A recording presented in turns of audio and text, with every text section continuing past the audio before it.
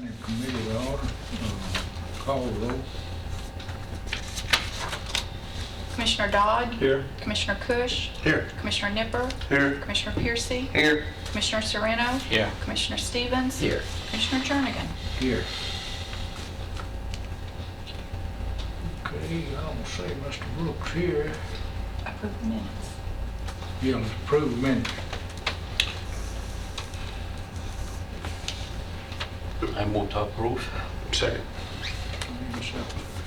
Motion made and second approved. All in favor? Aye. Okay. And Mr. Brooks ain't here, we'll just skip down to building codes. All right, Tanya. Good evening. How's everybody doing? Good. All right, I'll hit June really quickly and go down through it very quickly before we get to July, since we didn't have a meeting last month. Our building permits for the month of June was a total of $369, with the total permit fees collected of $105,268.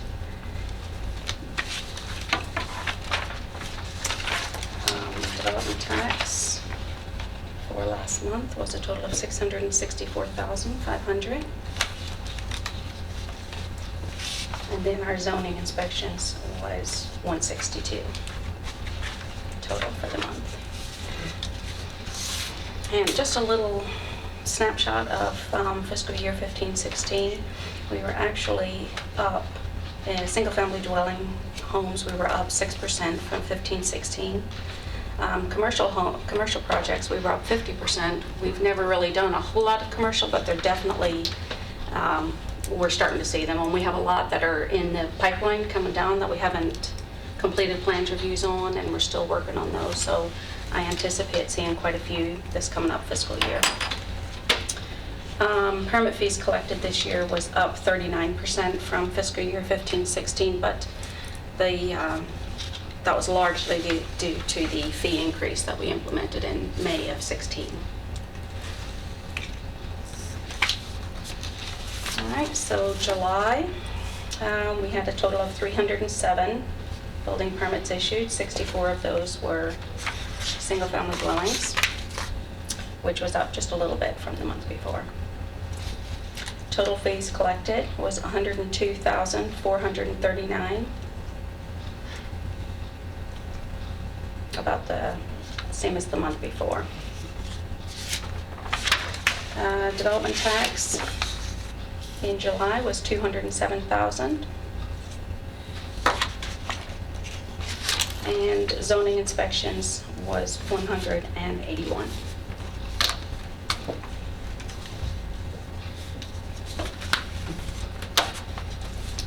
And I'd be glad to answer any questions if anybody has any. Make a motion to accept those minutes Second. for both June and July. Second. Made and second. Thank you very much. Thank you, Tanya. You can do by acclamation. Motion made, so all in favor? Aye. None of the ways. No, Brandon, excuse me. You gotta wait. I'm looking at the agenda. I just Trying to jump in. I can wait, that's fine. Hope everybody's doing well tonight. On your iPads tonight, you'll see you've got two different available lot inventory reports, one from June and one from July. Just real briefly on June, you'll see that the available lots in June were 656. I'll concentrate mostly on July since it's the most recent. July, that number did go down just a little bit, 630. So we're still seeing the kind of the fluctuation here as plats get recorded, new lots get developed. So again, we're not really seeing a trend one way or the other at this point. It's just kind of all over the place. So I expect that to continue as more and more subdivisions get online, get recorded and whatnot, and more lots get online. So if you have any specific questions on that, I'll be happy to go over those with you. The other item I'd like to discuss tonight is just our rezoning requests. We actually have 5 public hearings coming up next week. 3 of them are rezoning requests, 2 of them are ordinance amendments. I'll go over the rezoning requests first. The first, and this was actually from June, was the Patel application. This is for property on Florence Road. A portion of this property was originally zoned commercial back in 1981. When the zoning ordinance took effect, the entire parcel was rezoned to residential medium density. We realized that the existing store on the property would become a non-conforming use. That store has been there for quite some time. But at the time, we were hesitant to recommend a zone that allowed for a greater variety of uses, being that it was a new ordinance, and we just kind of want to see how things would play out with it. And there was also the presence of more residential units that factored into that decision. The current use of the store is a bait and tackle convenience market, but the applicant would also like to expand the offerings at the store and construct gasoline pumps. State and county non-conforming laws do allow for non-conforming uses to continue as they are, but when you start expanding them and introducing uses that weren't there originally, like the gas pumps, for instance, that requires a rezoning application. So what they have done is they have made this rezoning application. This was probably one of the shortest meetings. Mr. Kush, I don't remember if you were... I was not at the last You were that meeting. one? Okay. But that was probably one of the shortest meetings we've ever had. I think we were done in about 10 minutes of that. There was very little discussion on this item. I think most people, I even talked to the town of Smyrna officials, thought it was already, or had been zoned commercial and still was.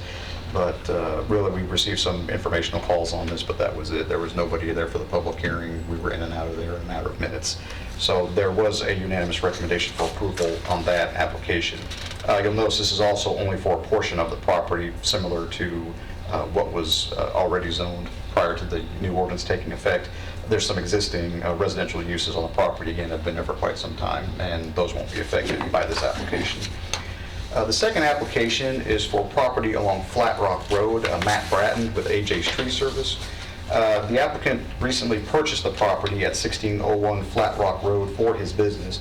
The property was zoned commercial services, and when the new zoning map took effect in 2013, that's when it was zoned, excuse me, and has been zoned for commercial purposes since 1997.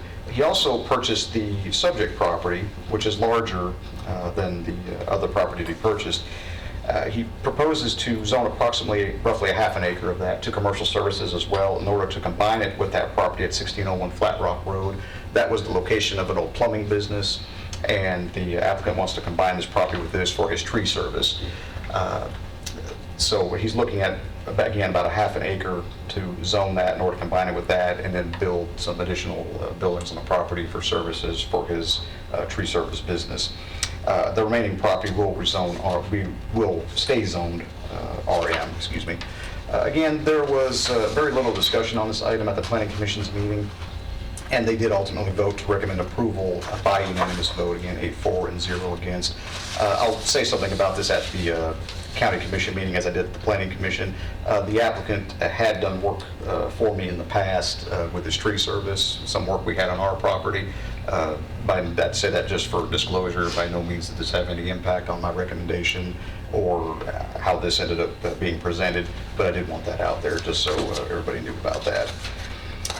The third rezoning application is for property located along Franklin Road, 9647 Franklin Road. The applicant recently purchased that property and would like to utilize it for glass contracting business, essentially glass cutting, fitting, those kind of things. They plan to finish remodeling the existing structure and then build additional pole buildings for the business. They also indicate a desire to preserve as many large trees as possible. This is a use that's considered a construction, sales, and services use, which is allowed by right in the commercial services zone. They have also included some conceptual drawings on the property, which are included with your agenda packets and are on your iPads. The property, along with the one directly to the west, were once one property and were zoned for commercial purposes at one point, although it was difficult to determine whether or not the rezoning request originally was for the entire property back in the 1980s or only a portion of the property. Regardless, when we rezoned the county back in 2013, the adjacent property was on commercial neighborhood.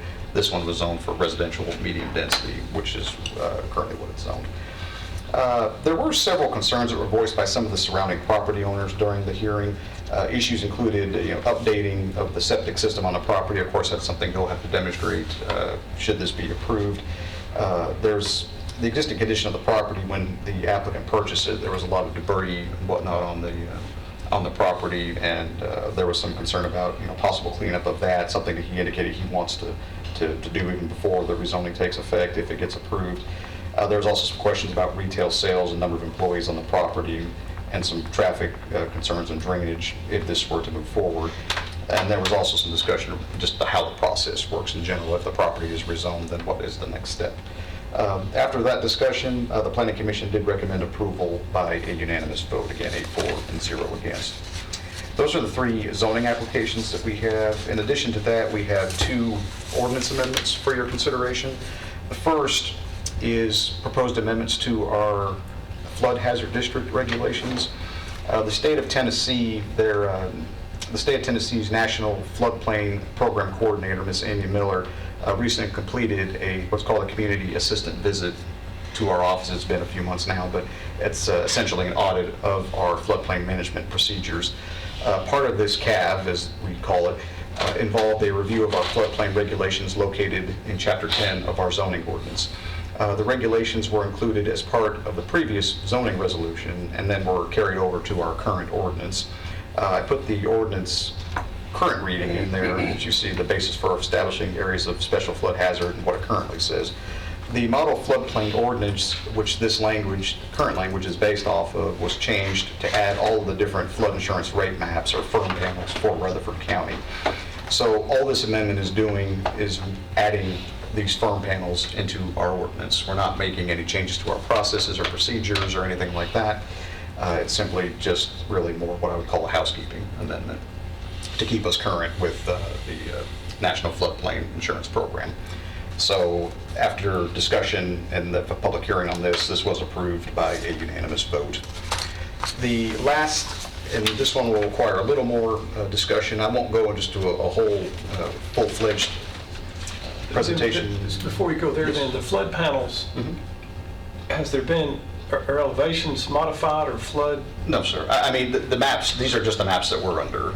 Yeah, and they have to be in the text of the ordinance. Okay. That's really all this Not is. new information? Correct. This is just adding in what's already there, really. Yeah. Thank you. Yeah, you're welcome. The last the last ordinance amendment, our public hearing, has to deal with fence guidelines as far as how we regulate fence construction in the county. Our current fence regulations are located in our zoning ordinance, section 1101B. They took effect on January 1st, 2013. While the regulations have, for the most part, performed effectively, we have identified some issues with our current regulations that we feel need to be addressed. And in the introduction there in the report, you'll see fences in front yards, fences constructed of or topped with barbed wire, clarifying the intent of the vision triangle, and then fences within utility and drainage easements. This report is also located on your iPads. Just for the sake of discussion tonight, I'm just going to go to the recommendations overview. Most of the discussion that we had dealt with the fences in front yards, and I'll get into more of a discussion of this at the County Commission's meeting next week. But the report, I feel, does a decent job, at least I hope it does, of explaining the issue we felt with fences in front yards. The way our current ordinance reads, you can have an 8-foot privacy fence along all property lines until you get essentially to the front of your house. From the front of your house forward, it can be no greater than 4 feet. For really simplicity in trying to enforce these ordinances, what we're proposing is that we eliminate the 4 feet in the front yards, essentially from the front of the house moving forward. They can be up to 8 feet, but the area within the required front setback, which would be 40 feet in residential districts, we're requiring or proposing to require that they can be 8 feet, but they have to be of what I would call a transparent construction, like a split rail, a picket, chain link, something like that. We had some concerns from some of our emergency personnel regarding the ability to actually survey a situation if they're called there on an emergency call, see an address, something like that, which is why we're proposing that. And again, I'll go into greater detail if you'd like me tonight or at the meeting next week. The second item is with fences constructed of or topped with barbed wire. What we're proposing to do here is essentially just add a little bit of language to this. A lot of commercial type uses in residential areas, I use the example of cell towers. They will want to use barbed wire on top of their existing fence that they have there just for increased security. The way the ordinance reads right now, it's just not permitted. So what we're proposing to do is just add a little bit of language just to say, and you can read the language, says fences constructed primarily or topped with barbed wire, razor wire, etc., except when used in conjunction with an agricultural use or purpose, non-residentially zoned property or uses, and/or serving a public institution for public safety or special services. So we feel that'll take care of the concern that we had from staff standpoint. The third item is the vision triangle. Basically what the vision triangle is, we specifically define that in layman's terms. It's really just the area. We just want to make sure as people are trying to come to an intersection or trying to pull out their driveway, they're able to see one way or the other to make sure that no cars are coming. We just don't want anything blocking that. The way the current ordinance is worded, it's referring to the vision triangle but doesn't call it out specifically, so we're just proposing to change that language a little bit since it's defined in our ordinance just to specifically call out the vision triangle. And then the last thing that we're proposing are fences and utility and drainage easements. It's generally understood that if there's a fence and some sort of a drainage or utility easement that you either can't do it, or if you're going to do it, you need to get the easement holder to sign off on that. However, that's not actually specified in these regulations for fences. So we're just proposing to add a statement in there to actually make that more explicit. So those are the proposed changes that we are proposing. So with that, I'll be happy to answer any questions. Is this new verbiage consistent in other communities, other counties? For the most part, especially when you can look at, most of the research we did, again, really dealt with the fences and front yards. If you look on page 3 of that report, you'll see I've listed several different jurisdictions there and how they regulated as the fences in the front yard. It's kind of all over the map as far as some of them don't have any regulations at all beyond the height. Some of them are similar to what we have. Others are, there's no specific consistent way that it's done in the area. And previously it said fences couldn't be in the front yard, couldn't pass the structure. Correct. They had to be And now 4 they feet. can. Yeah. Well, To 8 feet. Correct. They can't to 8 feet. Now we would propose that they could. That's what, Right. I'm kind of surprised you would, that seems to be going a different direction than both aesthetically and safety. I know you say transparent. I'm just kind of curious why we would allow a taller fence in a front yard. Well, if you look at the, and I'll try to explain that a little bit. If you look at this page right here, the one's got the, I guess that's page 2 of that. This was the reason we looked at that. If you look at graphic 1 there, it says, according to our current ordinance, between the principal building and the street right-of-way, no fence or wall shall exceed 4 feet in height. And that kind of shows you the limits of where everybody can put their 8-foot fence. If you look at, it says on graphic 2, it says Lot B has installed a privacy fence measuring 6 feet in height along the property line. It says this fence that they're showing does not project past the front of lots A and C, but since the fence is erected by the owner of Lot B, that fence is technically in violation because it's 6 feet past the front. Now, if you just look at graphic 3, it's really the same thing, except the fences are just on the other side of the property lines. That's legal because those houses are a little further up. So what we were trying to do was just find something with a little more consistency where something isn't in violation just because it happens to be on one side of the property line versus the other. So that was kind of the reason. It really came to our attention due to a complaint that somebody had. And when we really got to looking at it, in my mind, it just didn't make sense the way we were enforcing it.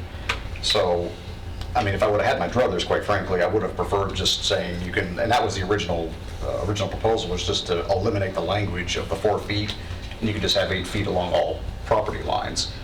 That way it's consistent, there's never any question about how far you can put it. But after the concerns raised at the Planning Commission and some of the other concerns that were raised from our emergency departments, we came up with the compromise that we did. I hope that wasn't too confusing. They still have to stay within the front setback. Right. Once they get, yeah, so if Lot B wanted to build a privacy fence further down, they could until they got to the 40-foot front setback. Then from there forward, it would just have to be more transparent type construction. Thank you.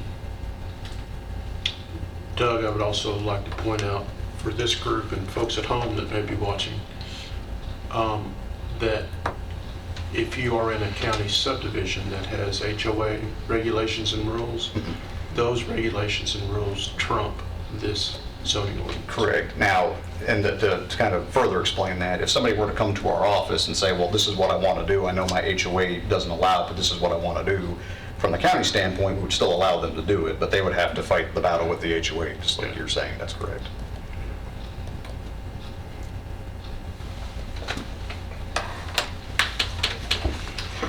I'll move to accept his report. Second. Motion made and seconded. All in favor? Aye. Thanks, Doug. Thank you. Solid waste being landfill. Good evening, how are y'all? Good night. As usual, we'll start out with the landfill report. Landfill's been rather busy the last month. Things are picking up and improving, and economy's improving, so you can see there at the total revenue, we're up quite a bit. They're still doing quite a bit of work out there. So. And on the convenience center side, we're up just a little bit in trash year to date from last July to this July, about 300 tons. And they're staying really, really busy, getting busier every day. I was sitting in the office today after 4:30 and answered 3 phone calls, and all 3 of them were City of Murfreesboro residents wanting their new trash can. So I know they got at least 3 residents that moved in today. You know, so with population growth that we're having, that's just to be expected. But if you flip on over, unless you have questions on that, the landfill convenience center, there's a press release that we're planning on putting out this week, but we wanted y'all to see it tonight before it actually hits public media. And basically what that press release is telling the general public that due to vehicular accidents and safety issues, we're going to have to enforce some rules that we haven't had before. Risk management has already gone to all the centers and painted stop bars on the ground. Some of those need to be relocated. They paint them all the same, but we don't operate the centers all the same, so we're going to relocate some of those. And we also have signage that's going to go up. So basically what's going to happen is when you pull in next to up to the packer, you pull in to dump your trash, the person behind you has to sit and wait until you get finished before they can proceed. They also will not be able to walk their trash up there. Everybody else stay in their vehicle. So it's going to make the wait time just a little bit longer, but it's going to do the safety procedures that we desperately need. We've had one really serious injury, and then about a month after that, we had another similar situation that 2 cars did hit, but nobody in between. And then a few weeks after that, had the center attendant actually pulled the resident out of the way before the cars got there. The car in the back actually got stopped before he hit the one in the front. But situations like that happen frequently. So this is our effort trying to mitigate that.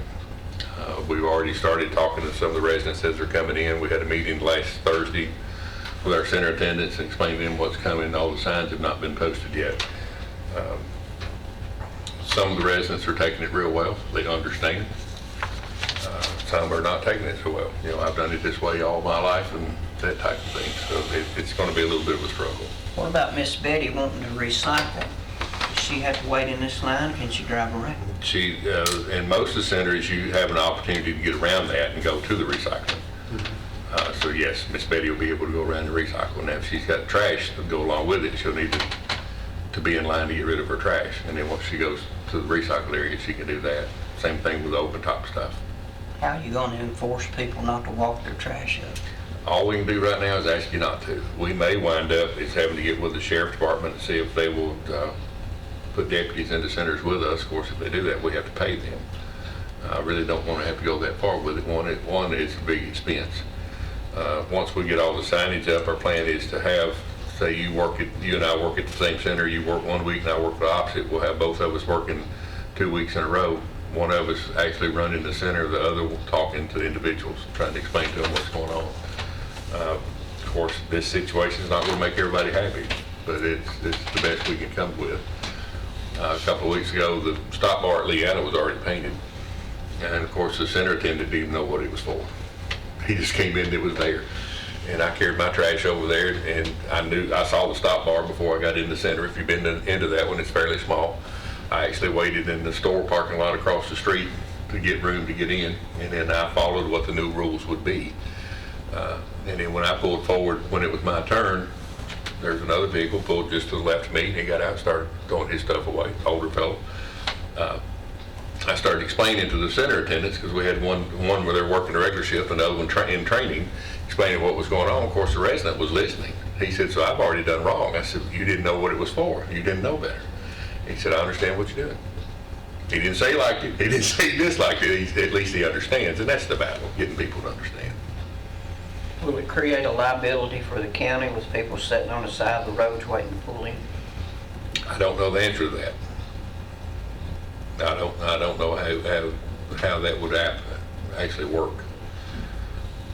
I mean, it'd be the same as sitting, waiting and pulling the street, I guess. Similar to what happens at schools. Schools, yeah. Mhm. Well, could they force you to put in a turning lane? I don't know. At some locations, probably. Weekly Lane, we did put one in. Now, the way that one worked is that we donated the easement, or whatever you call it. They did all the work, and we actually did the asphalt. It was the only part that we paid for it. Some of them, you go down there front and put no turn lane. Some Take of over them on do it. Braver Road, and you off now.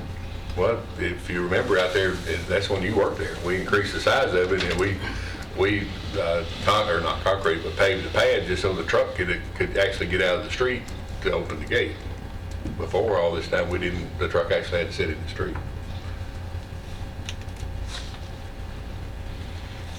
But to increase the level of safety, this is the best thing that we came up with. We've already got all the stop signs ordered. They were delivered last week. We'll try to start getting those up. Weekly Lane is the only center that actually has the stop here signs. But the stop sign on that is really small, so we're going to put 2-foot stop signs up there above it, just so that you can see. So we've got a lot of signage to get out. We're short-handed on drivers right now, so it's kind of hard to get that done and get the trash off as well.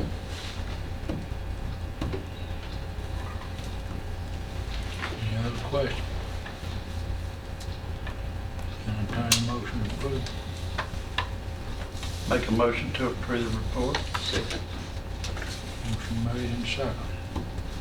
All in favor? Aye. Thank you very much. Thank you.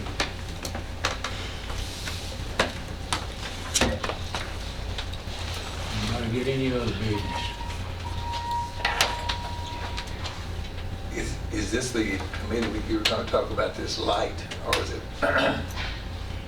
I think we need to, I went and looked at it a little closer, and I think we need to see if we can get the county to come out and kind of groom that entrance right there that's actually on County Highway. There is a pole there with a transformer on it. I talked to Middle Tennessee Electric, said it wouldn't be any problem to stick a light up there. But, Talk about traffic light.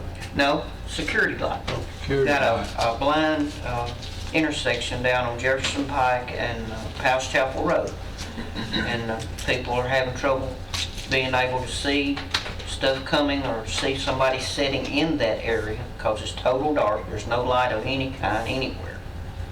And I had a resident request to see if we could get a security light put in for the whole area there, right there at that intersection. I think the mayor said we do have maybe one somewhere else in the county that the county has to pay for, but I really think we ought to look at trying to get it groomed up first and see if that helps the line of vision right there before we put something up we had to pay every month for. Okay. So there's a pole over there? Yeah, it's across the street. There's a subdivision across the street from House Chapel Road, and it's a perfect spot. Got a transformer and everything already there. So there may have been there one there at one time before. I don't think so. It's just a regular power line with all of their lines on it. It's Okay. just a place you could place You one. can mount one. Yeah, it's just an ideal location.